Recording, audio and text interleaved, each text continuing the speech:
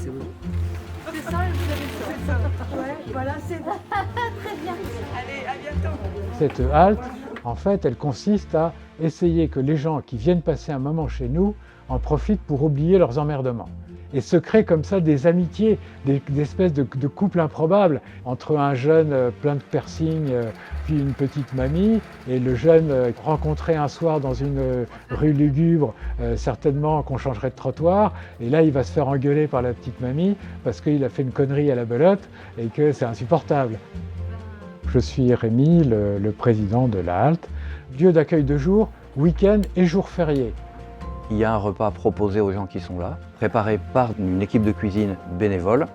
Moi, je m'appelle Bertrand, je suis donc bénévole à la halte depuis une douzaine d'années maintenant. Parallèlement à l'accueil du week-end et des jours fériés, on a 2 après-midi en semaine qui sont consacrés à l'aide alimentaire, où les gens viennent pour pouvoir compléter un petit peu l'alimentaire de la maison, quand le frigo est vide et que le porte-monnaie l'est également. Et la troisième activité, la halte canine, où là on va mettre en pension chez des bénévoles les chiens des personnes de tous âges qui ont besoin d'avoir une hospitalisation et qui n'ont pas les moyens de pouvoir payer une garderie de chiens.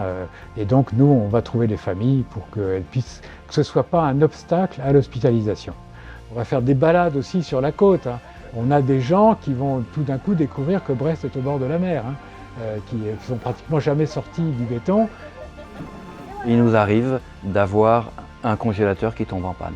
Ce n'est pas un petit congélateur domestique, c'est une armoire de congélation. Et si on ne peut pas la réparer ou la renouveler dans les quelques jours, c'est une catastrophe.